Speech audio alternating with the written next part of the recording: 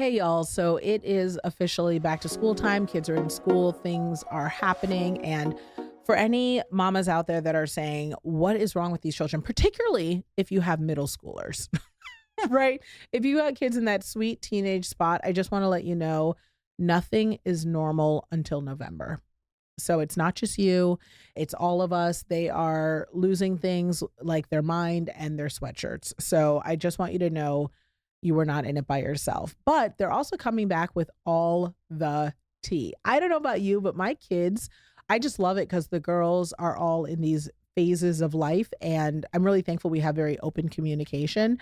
And so, we have the girls group chat and man, their lives. I mean, they're just bananas. And I want to talk about not their business. I'm not dropping the tea on my babies, but today's topic is a little spicy because I realize that my girls are getting to the point where they are really considering and learning and witnessing and absorbing partnerships and relationships. And they are making decisions around who they want to date and what they like and where their crush energy is going to go. And as moms, we have responsibility on what we're going to show them and how much of it is going to be informed by our experiences, what we've learned in our trauma, and how much is going to be informed by maybe our values or what we want our kids to do better than we do. And so when I talk about that, the thing that I really want to talk about is submission.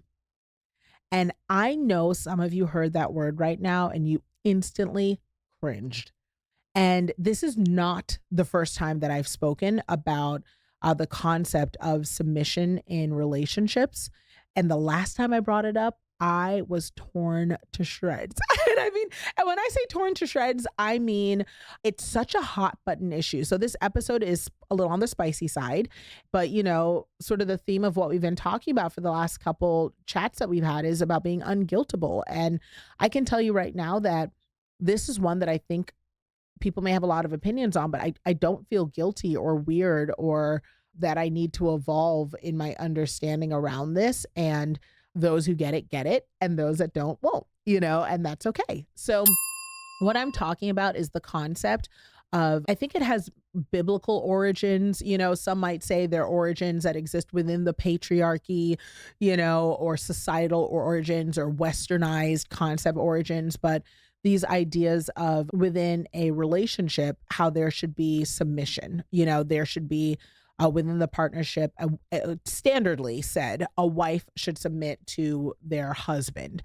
Now, first things first, I'm going to throw out my clarifications because some of you probably won't even make it this far, right? But my clarifications being that I think that the word submission is often interchanged with oppression.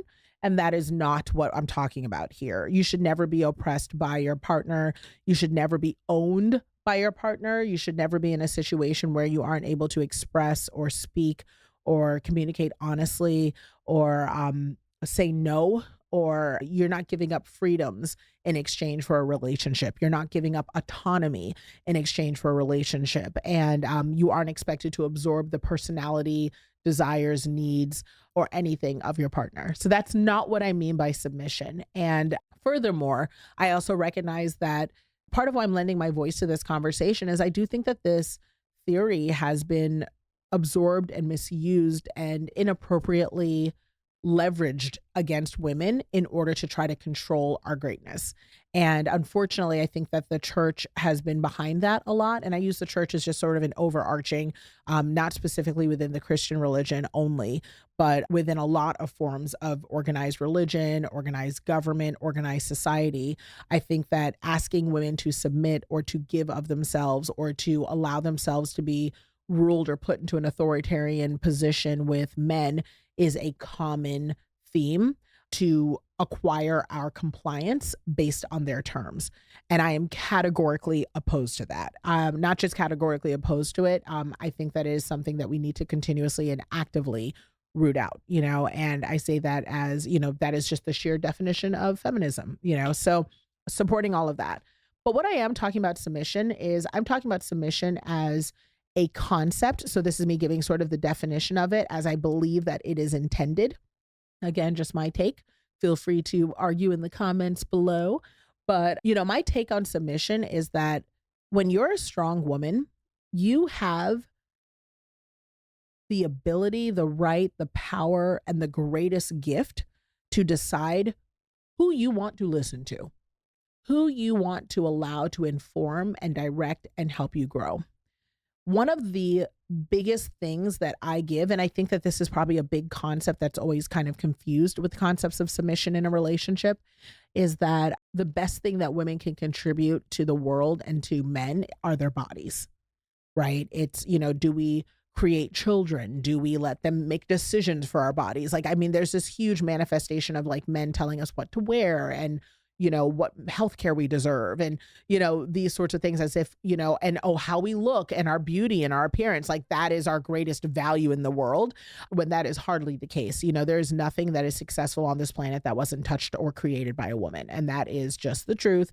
Argue with somebody else. But I will say that what I think that we often overlook is that the people that we allow to speak into our lives as women, when we are considerate of our power and our ability to create and to make, and the way we run households and will be breadwinners, in addition to taking care of the kids, it's a really big gift.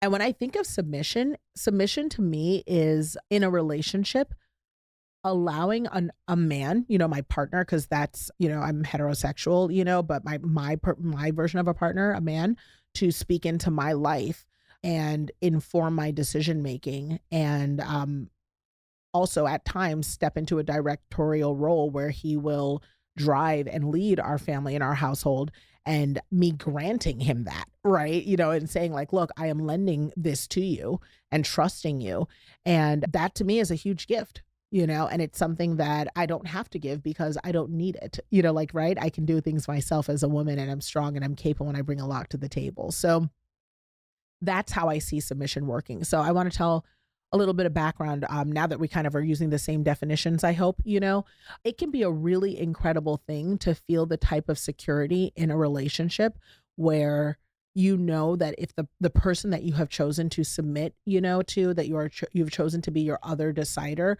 and trust that they're going to lead you in the right direction, it can be a level of ease and a level of peace that I can't explain, and again, I know this conversation is going to go over some people's heads because maybe they don't desire to have a partner that is strong enough to lead independently. Maybe the type of style of partnership they prefer is one where they feel like everything is highly collaborative, or maybe they want to be the leader. Personally, I don't desire that, right? Like that is not, I am far more of a traditionalist in that term, so take that for what it is. And I think sometimes people may not notice that because I am so accomplished, and I lead businesses. I'm a CEO, I'm a decider.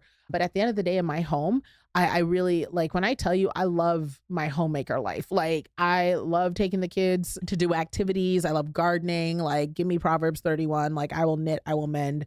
Like if you want to work and pay the bills, that's cool. Like, I will take that money and I will triple it tenfold. You know what I mean? Like that is just how I am designed. I'm not necessarily advocating for that for everyone, but that is where I am. And so what I've learned, in my past years of dating and relationships is that I don't know if I can or anyone can escape a relationship where if you want to ascend to your highest goals, you aren't living a life that requires two people to lift.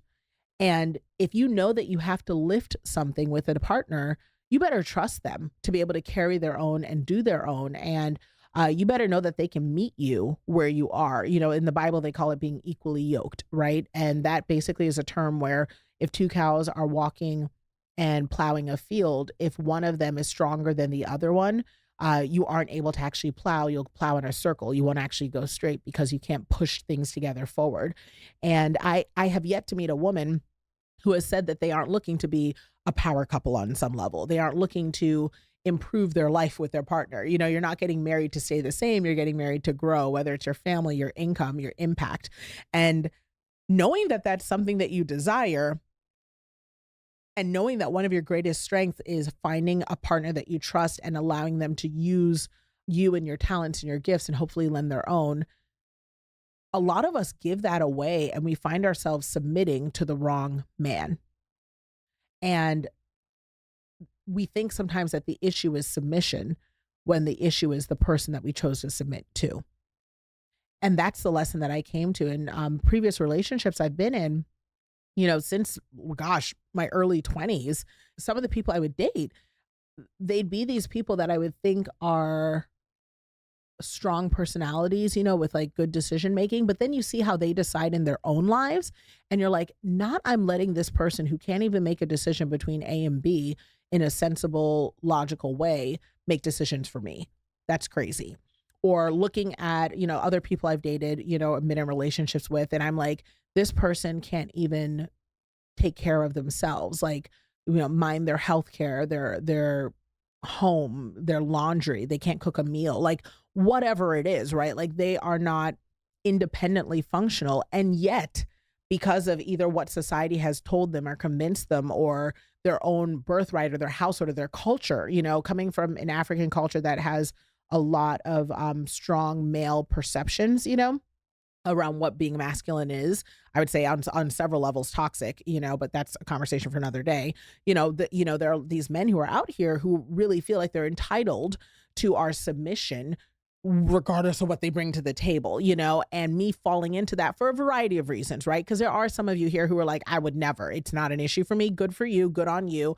But, in raising young ladies who are trying to navigate the world and being aware of the messaging that they're receiving, I don't want to sit here and pretend, and I hope none of you are, pretend that this isn't a real thing, that we aren't being told and there aren't men out there asking for our submission when it's not appropriate. And so what happened was, by the time I got divorced and I was not looking for a relationship and I was like, I am through, I am done, I really did think that the issue was the concept of me trying to be a traditional wife based on my definition, right? Because, being a multimillionaire CEO is not exactly traditional, but like, doing activities, being a homebody, like doing all these things that I personally enjoy, it's like, I really like the stay at home lifestyle, but also trying to be a boss, and then, also trying to couple that all with, a partner that may not have those same desires or may manifest and make life choices of their own that aren't cohesive, with that goal, even if that's the goal that we decided or the goal that seems to suit best or whatever, and everybody has the right to make the choices they want to make. So I thought that the issue was submission. I was like, oh, I have to be by myself so that I can raise my kids. And I guess I'm just in charge, right? Like, I guess I'm just the person who is running things, and there is no partnership that will exist where I'm able to ever step back and let my man lead. Like, that just does not exist. And I know some of you right now are listening and saying to yourself, I have that and it's fine and I'm respected and it's great. Some of you are like, yeah, that doesn't exist. What are you talking about, Nicole? But I can tell you, in the healthiest partnerships that I've seen, and a lot of the people that I've seen that are high powered, and maybe that's who I'm speaking to a little bit here is, us either high net worth or, high performance women, even if you're not high net worth, just we're women who are used to being doers and we accomplish a lot and we take on a lot, and I don't just mean business owners. I mean, we are running PTA, we are managing the kids, all of that. Sometimes it feels like it's so difficult to find a man that is worthy of our submission, and thus, we're raising kids, or young ladies, at times who may be thinking that a man who is worthy of our submission looks like a certain bank account or a certain appearance or certain material goods, but it's not. And that is the thing that I think I've been chewing on as I'm watching my girls make decisions around partnerships, but also watching the messaging they're getting from society, hearing these women say, I want a man who, will pay my bills, who's a boss, who's a baller, all these things. And then I'll sit at home and I'll cook and I'll clean and I'll do all these things. And it's concerning to me. It's concerning to me because I think that that's where we're falling into the old definitions of submission that can be harmful. And we're not recognizing the power that comes with submitting to the right person. So, and also not just power that we have, but the power and the growth that comes. So in my previous relationships, I kept getting it wrong. I kept giving my power away to someone who didn't know what to do with it because they didn't know what to do with their own. They didn't know what it looked like for them to have power over their own lives. And they could hardly manage what it would look like to be with a woman of my strength and my vision and my effort and energy, And so in some of my previous relationships, those men would try to break me.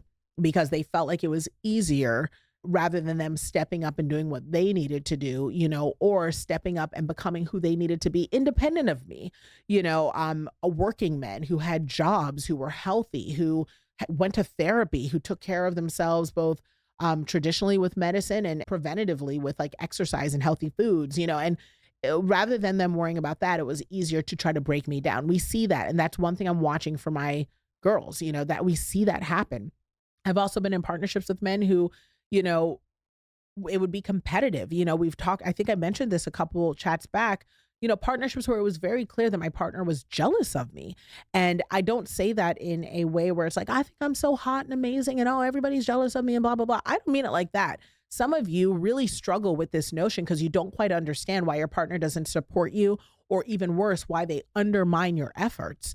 And you're sitting here wondering what's going on. Like, I submit, right? Like I let them make decisions. I help with their dreams. I take care of the kids. I do all these things.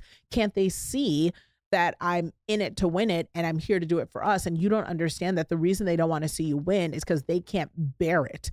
They can't bear it. It makes them sick to their stomach. They struggle. They are jealous of your success. They want what you have actually. Like, they actually want that. And not enough people talk about that, right? So I've been in these partnerships where I was still submitting to people who look like that. Now, that obviously was for a variety of my own trauma therapy things. If you read the book, Nothing is Missing, by Nicole Walters, it's available everywhere now, my memoir, why I permitted that behavior, and the years of work I've had to do to rewrite what I deserve around worth related to that, behavior. And I really hope that, and I've heard from lots of you that conversation in the memoir has really been powerful for you to help unpack some of your beliefs around worth as well. But aside from that, it was also society's perception. I thought I was just being a good wife. I also grew up like, I'm a church girl, right? Like, I was like, oh, this is what it is. Y'all, when I tell you, we gonna fast forward to my current relationship. When this guy, I say it like y'all don't know him, Alex. One of the interesting dynamics about our relationship is this. So I'm going to give you like, I would say it's not like tea. It's like iced tea, right? It's like iced tea, right? Because it's, unguiltable, right? These aren't things that are weird, but it's not something we typically talk about. But in my current relationship, which is imperfect, let me say that, because I know people be like calling up things on the internet. She's talking about her, she's in love, blah, blah, blah. And I saw them fight the other day at Starbucks. Listen, imperfect relationship. But in our current relationship, a lot of people are surprised to hear when I say that I have no problem submitting to my husband, Alex. That sentence is so triggery for so many people because on some levels, I think it's triggery because we're in an interracial relationship and people think that I'm not aware of colonization, social constructs, racism, things of that sort. And they elevate my blackness and the fact that he's white and the fact that I would say something like that. And they conflate and mix it up with submission regarding not just patriarchal, but, racist terms. That's not what I mean. We can do this. Let's stop with the extra, right? What I mean by that is Alex is someone that I trust to be the head of our household.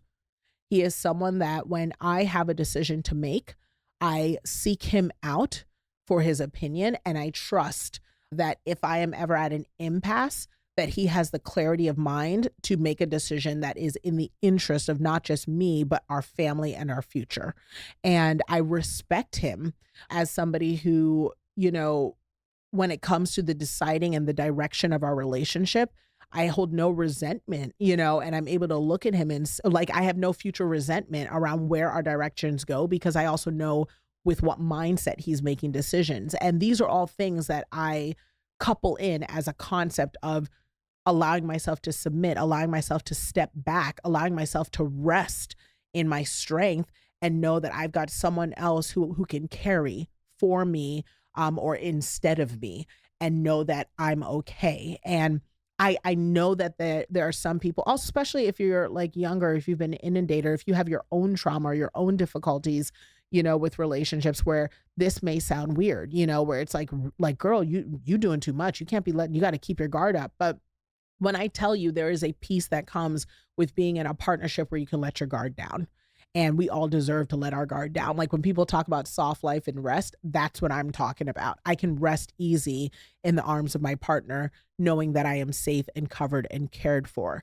And a lot of people think that that has to do with, well, what if there's a money disparity? Listen, I have worked very hard to reach a certain tax bracket in my life, especially as a self made person. And it's not a common tax bracket, right? So I think a lot of women are like, well, I work hard and I make this much money. And, if he's not at where I am or better, it's not going to work. If you are desiring a relationship and that is your primary thing, I'm not telling you to settle or compromise. If that is the end all be all for you, sis, like you deserve, chase what you want to chase. I get it. But my goodness, at my big age and having dated the gamut, a good man is better than a good check. And some people gonna get it and some people not, but a good man is better than a good check. And I say all that to say, I always joke that Alex is California broke, because everybody's broke out here. I mean, you could be a bajillionaire. You probably a little broke out here. So it's like just crazy in LA. But one thing I know with him is that I will never want. I will, and y'all know I'm pregnant. I'm over here. I'm trying not to get teary about it, but I know I will never want and I will never lack. And it's not just me, but I know my children will never want or lack. That if Alex has to work 15,000 jobs to care for our whole family, he would do it. I know that he has the humility and strength of character and holds the responsibility as a man, not just for his personal integrity, but for his integrity as the head of our household, that our needs will be met by any means necessary. I also know that, and I think this is where I think a lot of us get confused about submission. Alex makes decisions from what I bring him. So a lot of us, I think like, oh, I'm sitting around getting like, when I talk about being a woman who is proud of submission within her relationship and her marriage and the ability and the privilege to be able to submit to someone I trust, what I'm talking about is he tells me what to do. And that's not the case. I give him the options and he picks one, so it's like, this is what we're thinking we want to do for dinner. And I feel like the options are pretty good, or if he does bring something to the table, he's asking for my advisement before the call is made. And I've been in relationships where I let my partner lead. And I thought that my partner was always making decisions with our family in mind and with our future in mind and what we thought collaboratively. And when you discover that your partner is making decisions with themselves in mind first, and sometimes without you in mind at all, or the decisions are made at your expense and your energy and your work, or through the lens of their own fears or their own anxieties, and not even a little bit cohesively with what's in mind, that's where you're in a situation where you are literally talking to someone and submitting, to hearing their will, and they're not deserving. So a lot of us are thinking we're not even submitting, but you're in a partnership and you are engaging with someone that doesn't even deserve your energy because what they're contributing is not valid or worthwhile, and well, everything's valid, but what they're contributing is not actually helpful. So I know it's weird. It's like I had this conversation on another podcast, I think about a couple years ago. And, people were just like, because again, I think they were shocked. They were like, oh, she's drinking the tea. She's, all the way gone on it because she's with this white guy and she's thinking this and all that. And it's like, it's just not that serious. Like especially because when people come at me in that way, or when people, I think, speak from that perspective, we're all entitled to our opinions. What's great is like, if you don't like it, don't marry me. If you don't like it, don't marry my husband. If you don't like it, don't be in my marriage, like that type of thing, and I always try to be, I think in my conversations, especially here, very open-minded to like, maybe the way that I do it isn't right, or maybe I'm just in this stage of my understanding and season, or maybe it's different for you. It's kind of like how people get really, really hardcore about tough topics like, I don't like this haircut, or I don't like this food, or I don't like this, law or whatever. And it's like, just don't do it then. It's not for you, but I always like to throw it out there as a conversation because I don't think enough of us say it. We'll say we want an alpha male, but we don't talk about what that means. We'll say we want a man to direct our household, and to take some of the burden off of us, but we don't understand what goes along with that. If you're saying someone else is going to do it and you're going to cede control over, and hand that over so you have more ease, that means you need to also step back a little bit and let the thing happen, and it's really exciting because, here's me coming back, reporting from the land of, having submitted a little bit to the right person. And I can tell you, it's pretty great to have a partner you trust. And even better, we don't go in our household 90 days without growth. Ever since I have met this man, every 90 days, it's like a running joke. We say every 3 months, we're embracing a big change or we are crushing a goal. Things that we have articulated out loud to God and that we have collaborated on with God and in our household are coming to fruition. We see harvest regularly. And that doesn't mean that it doesn't come without resistance. We regularly deal with hard stuff. Regularly. We could be having a regular day and then something will pop up and we're like, this is unreal. But it doesn't change the fact that we are still plowing forward. And it's because we are plowing forward side by side, equally yoked. And so this is the conversation I've been having with my girls recently about you making sure that if anything, that they're lending their power to the right person. And I'm really proud to say that, my 22-year-old's in a relationship now that she's been in for a couple years. And it's her first like really long-term serious relationship. And we love him. We love him. Like when I think I've said it here before, good man, good man. And they're hitting their goals, like they are renewing leases, right? Which is a sign in the right direction. They are paying off debt. They are finishing school. They are hitting health goals. They are getting outdoors, like they're eating well, like they're doing the things they need to do. And I see them challenging each other. I also see the mutual respect, so if I see my daughter, who is a very strong girl, like my mid tiny, you can't tell her nothing because, having had cancer, she stared death in the face, like there's certain things she will not compromise on. And she's very black and white. And with her, mid tiny is resting easy in the arms of someone she trusts to care for her. And he does, and those are the things as a mother I look for. Big Tiny has had a lot of her own challenges with sobriety and with what she's witnessed growing up and navigating the world and relationships and what that looks like. And, father figure confusion and all those things. And, I see her actively trying to choose better, looking at what she's 25 now, looking at what she's experienced before, and now saying to herself, what are the elements and attributes that I'd like to see show up differently? And she's 25. I still, there's still some things where I'm like, I don't know about that girl. You know what I mean? I don't know about that, or I don't know about him, or I don't know if that's the one. But I do see improvements, as she's starting to say, where do I want to lend my energies? And I'll never forget when she was dating someone before and she mentioned it was really difficult because she's trying to make progress and she could tell that the person was kind of young-minded, and immature. And that was difficult for her because she felt like she was carrying an unfair load of mental load, of the thinking, of the planning, of the decision making. And that was real huge growth, because I think women everywhere, we understand that, it's not just about our fella taking on laundry, mowing, helping with the baby, washing dishes. It's also the planning, the thinking, the list making, the booking, the applications, that's always brewing in our head, so just really proud to see that. And then of course, my 13-year-old who for the first time is like fully coming into her awareness that boys exist. And, seeing her say, I'm interested in this person because, and then give me a list of things that are actual character attributes, or I'm not interested in this person because of character attributes. And even saying things like, this person doesn't appeal to me because I see how they're reacting to this person. And it makes me really proud, because I think that all my girls, despite what they've been through, are recognizing, seeing, and owning their worth, as well as leveraging and applying their power. And as a mom, I couldn't be prouder.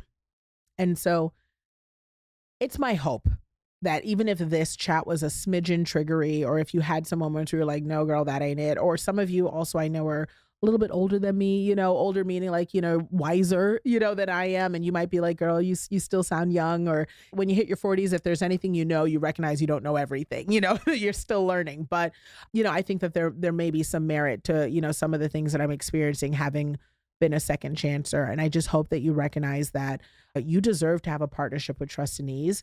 You deserve to be equally yoked. And it may mean that you have to give a little bit up, but if you give up in the right places, it's completely worth it.